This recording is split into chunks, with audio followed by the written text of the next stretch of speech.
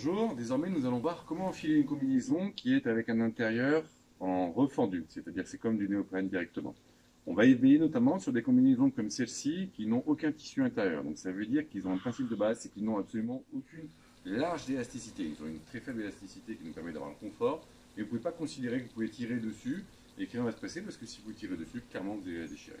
Donc là, ce type de combinaison va absolument requérir avec une nécessité d'avoir cette technique d'enfilage. Donc pour ça, vous allez avoir besoin absolument de deux choses. La première, de l'eau, si possible chaude comme celle-ci, c'est très bien.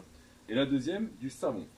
Hyper important de choisir du savon hypoallergénique, neutre, etc. Parce que si votre combinaison est de bonne qualité, vous ne devriez avoir aucune entrée d'eau et donc ça veut dire que pendant 3 heures, vous allez avoir du savon sur la peau. Donc clairement, s'il n'est pas de bonne qualité, vous n'allez pas apprécier l'eau. Moi personnellement, j'enfile toujours le bas sans savon, parce que sinon c'est assez désagréable, notamment au niveau de la partie prélat. Et puis finalement, il n'a pas besoin si on est assez délicat. Donc pour ça, je mouille bien. Plus je vais mouiller, plus ça va glisser. Si je ne mouille pas ni la combinaison, ni moi, clairement, je vais faire une séance d'épilation et je vais arracher ma combinaison. Donc, je mouille la combinaison, je me mouille moi, réellement, j'hésite pas. Tac. Voilà.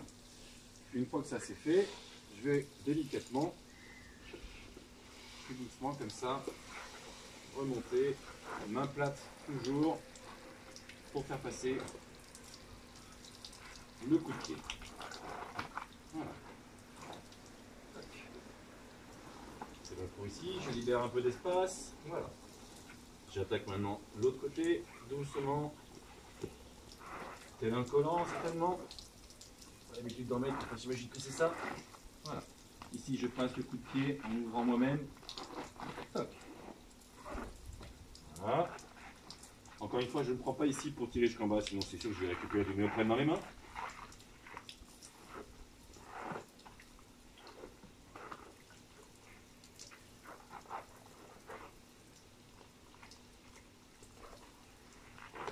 Voilà.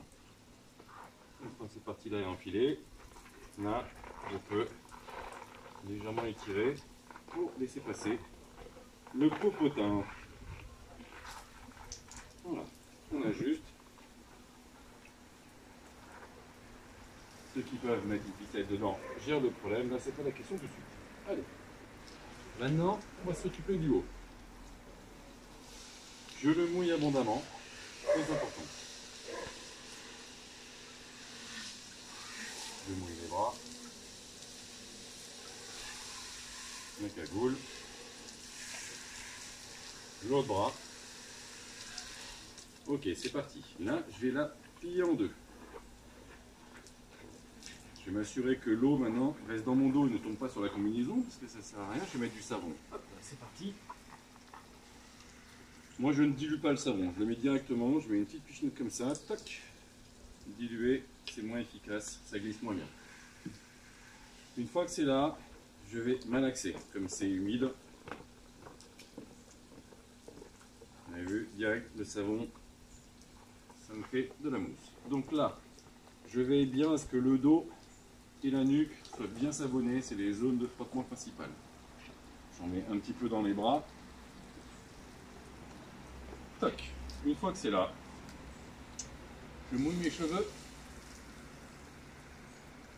Et là, je vais enfiler un bras. Hop, toujours main plate, sans tirer fort sur le néoprène. J'enfile l'autre bras. Main plate. Je ne tire pas fort sur le néoprène. Je remonte le plus haut que je peux, comme ça. C'est toujours plié. Là, je vais attraper et glisser ma tête à l'intérieur.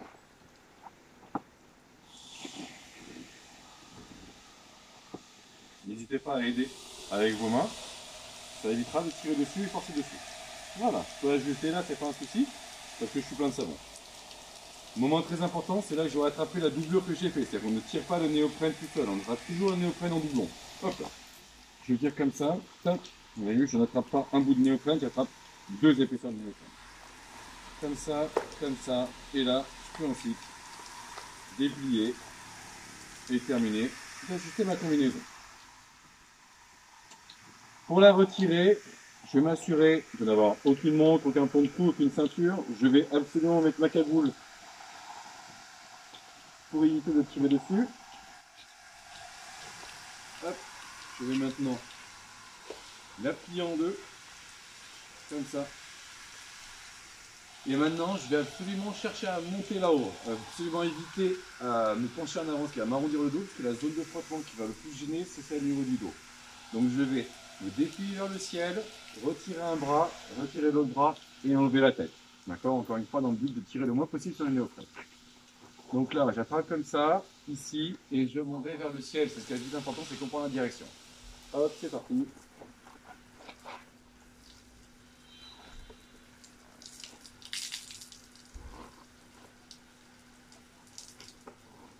Et voilà. L'idéal étant que votre combinaison soit mouillée à l'extérieur, notamment quand elle est lisse, sinon ça a tendance à accrocher. J'en profite pour la rincer, pour pouvoir ensuite l'étendre, la faire sécher. Et pour le pantalon, et ben c'est simple, je vais le dérouler comme ça, tranquillement. Tac, tac, tac, tac, tac, tac, tac, tac. Voilà, je tire, mais surtout je ne tire pas fort pour éviter que le néoprène ressente une extension. Voilà, ouais, je ne fais que le dérouler. Et à ce niveau-là, je l'ouvre. Et c'est réglé. Voilà, meilleur moyen d'éviter de déchirer votre combinaison.